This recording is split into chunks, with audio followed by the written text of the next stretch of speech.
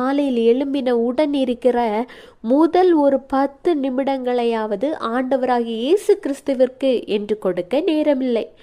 முதலில் ஆண்டவருக்குரிய நேரத்தை ஆண்டவருக்கென்று நீங்கள் கொடுக்க பழகணும் பொழுது ஆண்டவராகிய இயேசு கிறிஸ்துவை நீங்கள் கண்டடைவீர்கள்.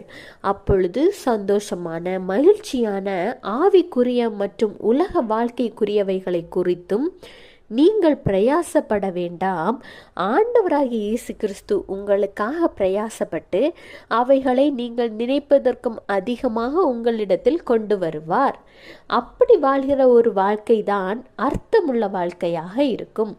உங்களை பார்த்துதான் உங்கள் குழந்தைகளும் ஒரு அர்த்தமுள்ள வாழ்க்கையை வாழ்வார்கள் என்பதை நினைவு வைத்துக் கொள்ளுங்கள்.